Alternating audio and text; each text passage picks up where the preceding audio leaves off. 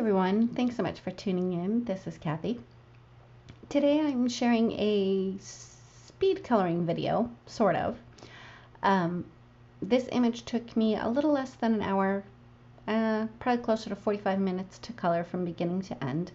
So I did speed it up quite a bit, otherwise this would have been a very long video. Anyway, the image that I'm coloring is from Sherry West Art. It is a digital image and I got it off of Etsy. I'll make sure to link to her shop as well as this specific image, which is a part of her Bitty Bugz series, and this one is Bumblebee. For her skin, I started out with E53 and added shadows where they would naturally be. For instance, under her hairline at the bottom of her arms underneath her little romper. The next color I went in with is E51 and just kind of blended that out a little bit further. And I finished up with E50, and later on I kind of go back in and add a little bit more of the E51 because the E50 was just a tad bit too light. And for this video, because it's a little bit longer and there is so much coloring, I'm going to be playing music intermittently. When I switch on to the next coloring part, I'll come back and go over what I did and what colors I used. So while I finish up her skin, I'll go ahead and play some music and I'll be back shortly.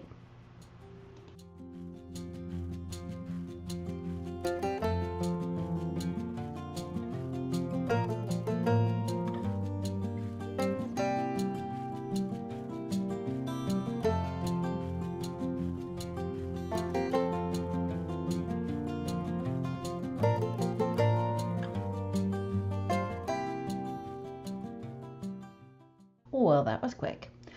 Now that I am done with her skin, I'm moving on to her little romper, which I'm going to be coloring in black and yellow.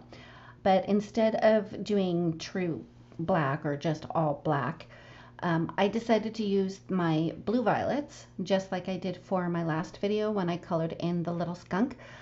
Just to be, they're still kind of a grayish tone, but I really like that they're not so cool and they're not too warm. They just kind of work out perfectly. So I started with B25 and kind of had that be out on the outer sides. I'm going for more of a center highlight on her little romper. You saw how I had taken the cap off of my B25 marker. I overfilled it, so to make sure that I didn't have a blob of ink, I removed the other cap to equalize the pressure within the barrel. So continuing on with the coloring for her romper, I just continue with the BVs and trying to keep the center highlight. And then for her shoes, I used BV29 and I didn't do any other shading on that just because it's a tiny little spot there. For the yellow parts of the romper, I did the same thing. I started with my darkest color out on the very edges and tried to keep a center highlight with those as well. And with that, I'm going to play more music until I am done with her romper, and then we'll get started on her hair. And oh yes, you want to hang around for the hair. I'll be back once I finish up this and move on to her hair.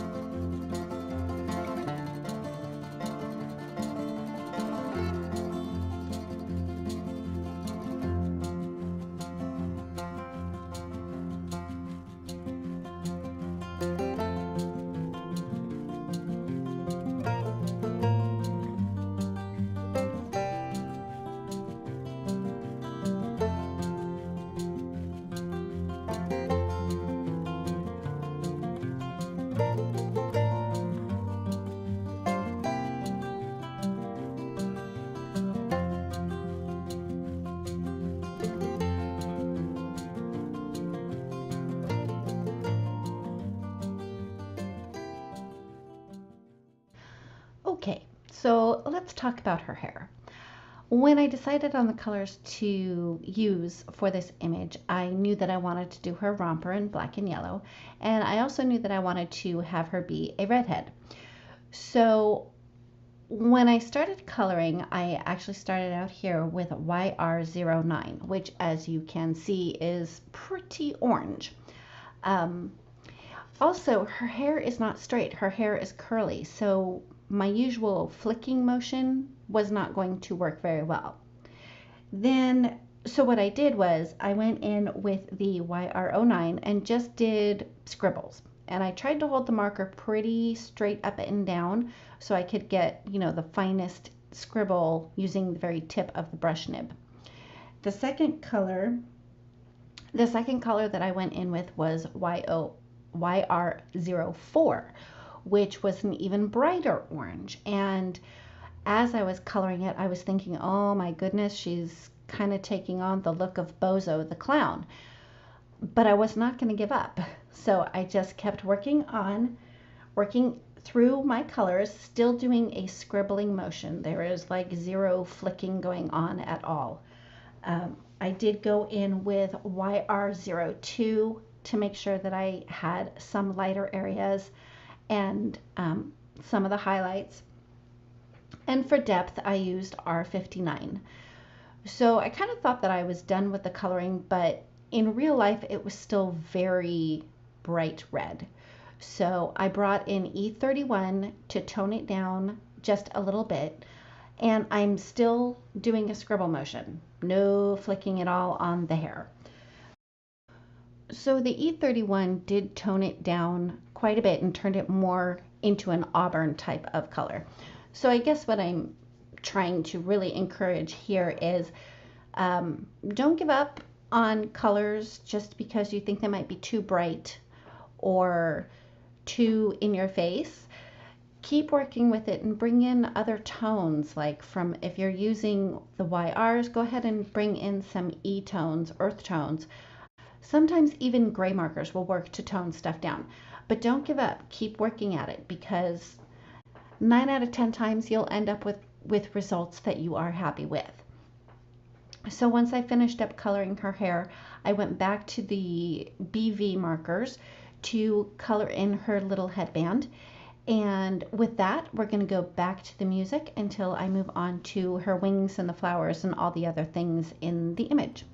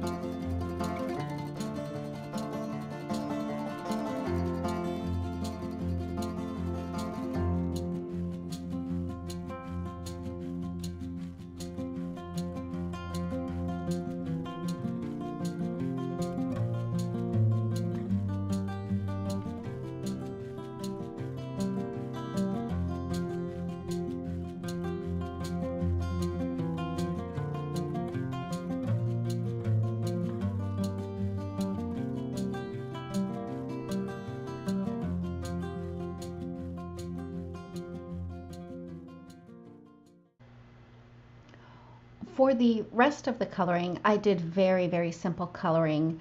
I did the flowers in purples and the stems obviously in greens.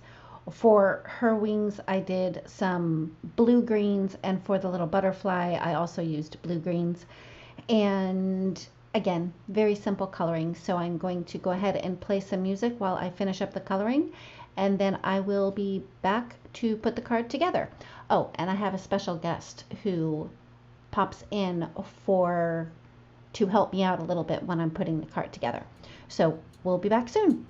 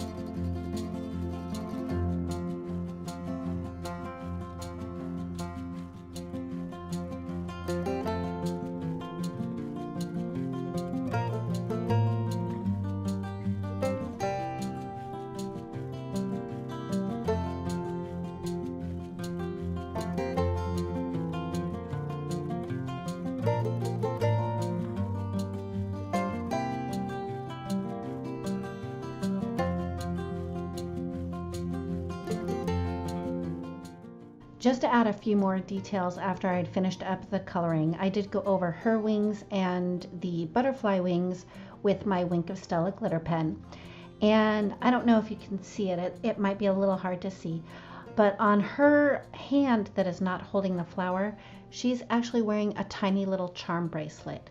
So to add a little bit of glitz to that, I did go over the chain part of the charm bracelet with my Stardust gel pen. I also used my white gel pen to add a few more details on the side of her romper as well as the center of the flowers. And then it was time to put the card together. As you can see, I had a little helper. He was telling me where I needed to put the glue on that panel that I had run through my die cut machine.